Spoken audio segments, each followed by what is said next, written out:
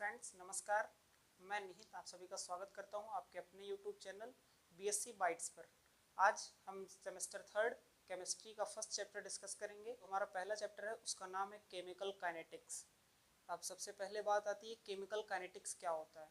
Chemical kinetics ये होता है कि सब केमिकल काइनेटिक्स को हम एक और नाम से जानते हैं, रिएक्शन काइनेटिक्स।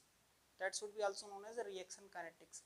काइनेटिक्स बेसिकली क्या होता है, study of rate of reactions, हम जिसमें रिएक्शन के रेट को स्टडी करते हैं। और इसमें हम लोग पढ़ेंगे रेट ऑफ रिएक्शन क्या होता है, केमिकल रिएक्शन क्या होता है, और रेट लॉ क्या होता है, और effect of temperature on rate of reaction and Arrhenius equation क्या होती है, इसके बारे में आज हम लोग डिस्कस करेंगे। तो बेसिकली आज ये हमारा पहला वीडियो होगा। आप सब केमिस्ट्री सेकंड सेमेस्टर का ये आज पहला वीडियो है जो आज हम लोग डिस्कस करेंगे। तो हमारे चैप्टर का नाम है केमिकल काइनेटिक्स। केमिकल काइनेटिक्स क्या होता है? केमिकल काइनेटिक्स को हम लोग एक नाम से और जानते हैं, उसका नाम है, केमिकल काइनेटिक्स को किस नाम से जानते हैं, उसका नाम है rate reaction kinetics, also known as reaction kinetics. Reaction kinetics. सबसे पहले बात आती है कि काइनेटिक्स क्या होता है। काइनेटिक्स वर्ड जो है इसको कहते हैं study of rate of reaction. Rate of reaction, kinetics means study of rate of reaction. इसमें इसके बाद जो पहला आता है टर्म वो है रेट ऑफ रिएक्शन क्या होता है।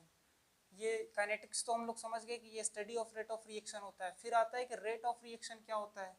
तो रेट ऑफ रिएक्शन हम लोग ऐसे समझ सकते हैं, for the formation of rate of formation of product is known as rate of reaction. Rate of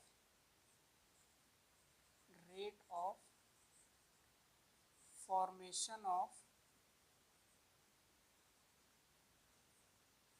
product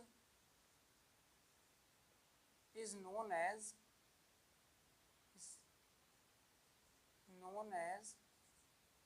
rate of reaction।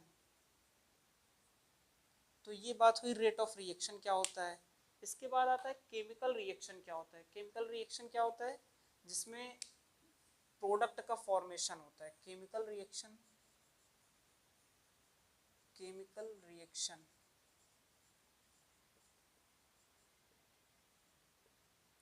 Reaction को हम डिफाइन करते हैं जिसमें प्रोडक्ट का फॉर्मेशन होता है। एक रिएक्टेंट होगा, एक प्रोडक्ट होगा। जैसे ए है, ए से बी बना, तो ए क्या है, ये रिएक्टेंट है, और बी जो है ये प्रोडक्ट है, ये हमारा प्रोडक्ट होगा। उसके बाद बात आती है कि रेट ऑफ रिएक्शन इसका कैसे निकालेंगे। अब रेट ऑफ रिएक्शन निकालने के लिए रेट ऑफ रिएक्शन एक टर्म आया, रेट ऑफ रिएक्शन क्या होता है। तो रेट ऑफ रिएक्शन हमेशा जो रिएक्टेंट का है उसको हम माइनस से डिनोट करते हैं, और जो प्रोडक्ट है उसको हमेशा प्लस से डिनोट करेंगे। तो इसका रेट ऑफ रिएक्शन ऐसे लिखेंगे, minus D concentration of A upon d T. अब यहाँ डिफरेंशिएशन हो रहा है ए का, और ये जो सिंबल होता है ये कंसंट्रेशन का है।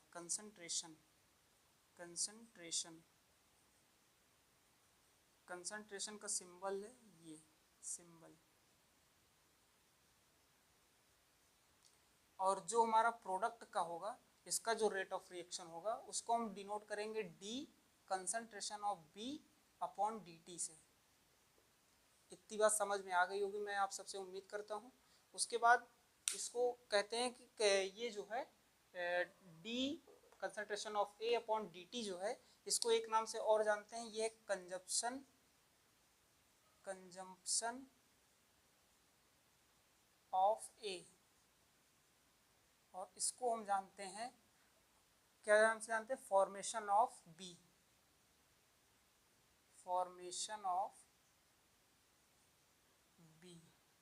इसके बाद आता है कि क्या होता है कि व्हेन रिएक्शंस लाइक, जैसे अगर कोई रिएक्शन दी है, इस प्रकार की अगर कोई रिएक्शन दी है, जैसे ए की पावर स्मॉल ए की concentration capital A plus small b की कंसंट्रेशन कैपिटल बी, और ये इक्विलिब्रियम कंडीशन है।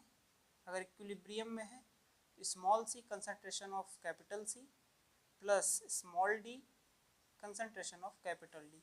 अगर इस प्रकार का कोई रिएक्शन दिया है तो उसका रेट ऑफ रिएक्शन कैसे निकालेंगे? तो सिंपल सा है, रेट ऑफ रिएक्शन इसका, रेट ऑफ रिएक्शन ज़्यादा कुछ नहीं करना है, बस जितने टर्म रिएक्टेंट में लिखे हैं उसको हम माइनस साइन से डिनोट करेंगे, और जितने टर्म प्रोडक्ट साइड हैं उनको हम प्लस साइन से डिनोट करेंगे।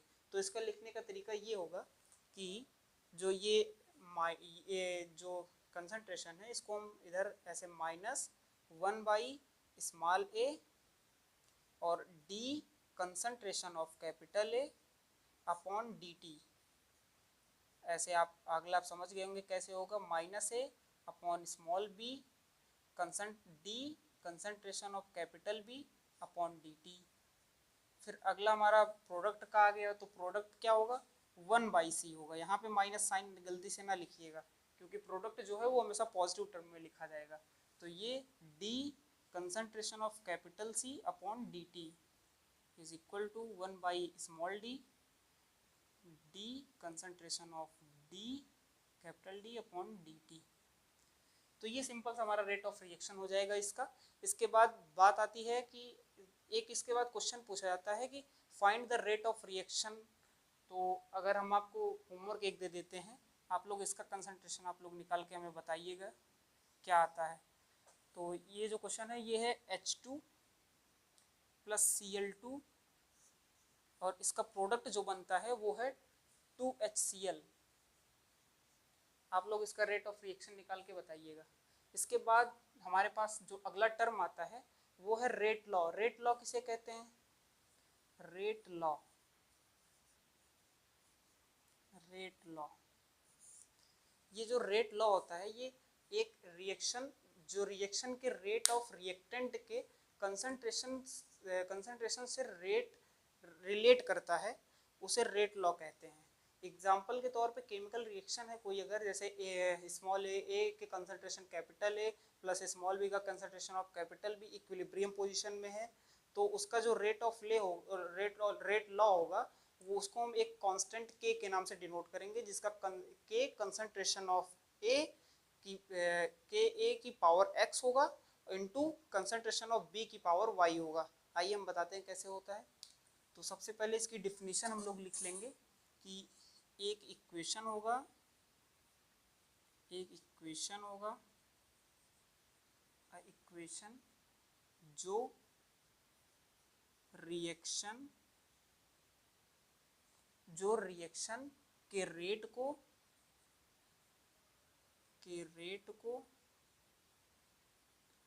को जो है वो रिएक्शन के रेट को रिएक्टेंट के कंसंट्रेशन में, रिएक्टेंट के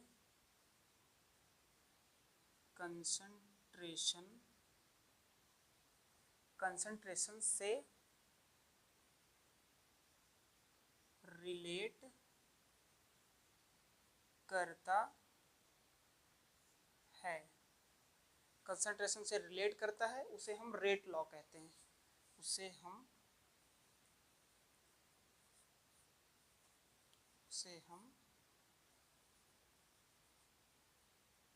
रेट लॉ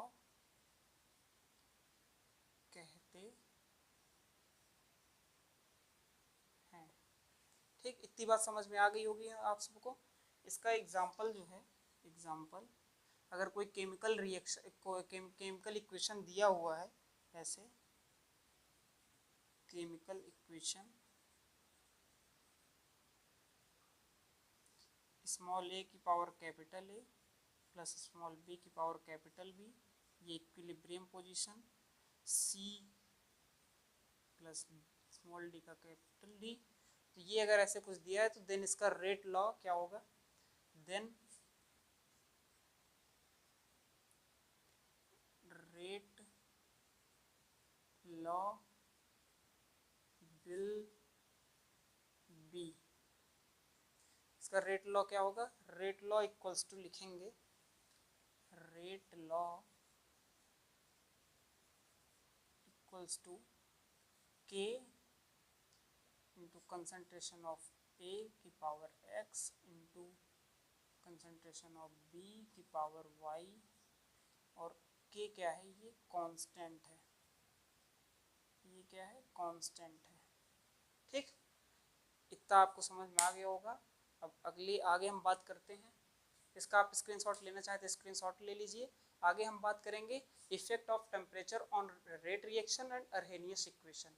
अगला हमारा, जब टेम्परेचर को हम जैसे बढ़ाते हैं तो रेट ऑफ रिएक्शन और बढ़ता है, और ऑन इंक्रीजिंग जैसे अगर हम किसी को 10 डिग्री अगर बढ़ा दें तो रेट ऑफ रिएक्शन जो कांस्टेंट इंक्रीज होगा वो उसका डबल हो जाएगा, डबल टू ट्रिपल हो जाता है।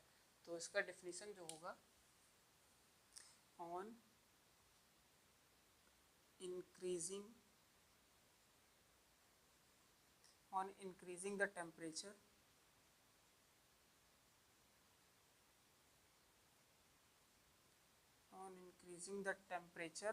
rate of reaction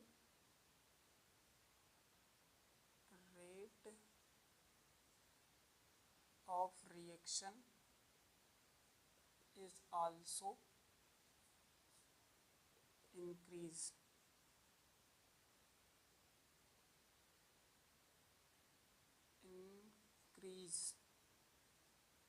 Rate of reaction also increase on increasing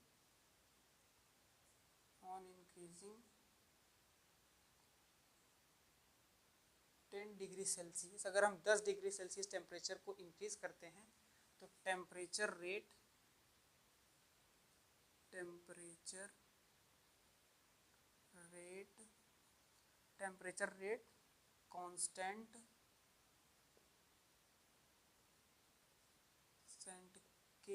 constant के से हम डिनोट करेंगे, ये इंक्रीज होके इज इंक्रीज्ड डबल और triple. On increasing the temperature, rate of reaction is also increases. On increasing 10 degree temperature, rate constant K is increased double और triple. अगर हम किसी टेम्परेचर को इंक्रीज करते हैं तो रेट ऑफ रिएक्शन वो भी इंक्रीज होता है। एग्जाम्पल, अगर हम एग्जाम्पल की बात करें तो एग्जाम्पल है इसका K 35 degree Celsius upon K 25 degree Celsius. तो हम इसका अगर वो निकालें तो ये हो जाएगा 2 to 3 टाइम्स, ये इंक्रीज कर जाएगा, इंक्रीज। ठीक, तो the difference of 10 degree Celsius temperature ratio of two rate constant is also known as temperature coefficient. Temperature coefficient भी कहते हैं, जैसे कि अगर the difference of 10 degree Celsius temperature, the difference of 10 degree Celsius temperature 10 degree Celsius temperature ratio of the, जो ratio होगा उसका वो रेट कांस्टेंट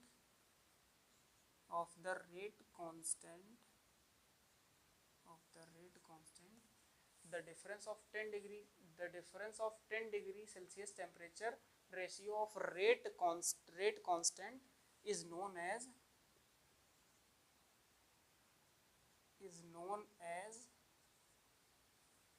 एज क्या होगा, is known as temperature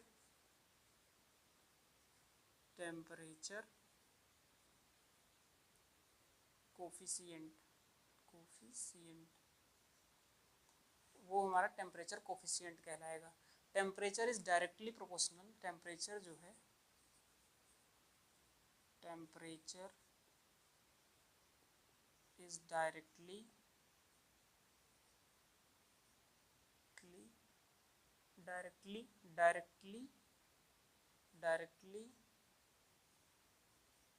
proportional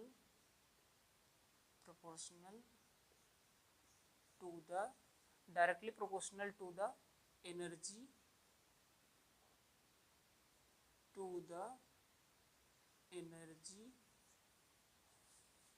तो ये temperature is directly proportional to the 1/2 mv square. ये question ये हम लोग का आके निकल के आता है। Thank you. अगली वीडियो हम फिर जल्दी लेके आएंगे।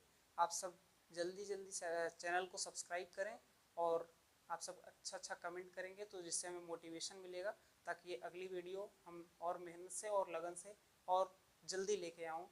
आप सभी से उम्मीद करता हूँ ये वीडियो आप सभी को समझ में आया होगा क्या होता है केमिकल काइनेटिक्स। तब तक के लिए धन्यवाद। हम मिलते हैं अगले वीडियो में। Thank you.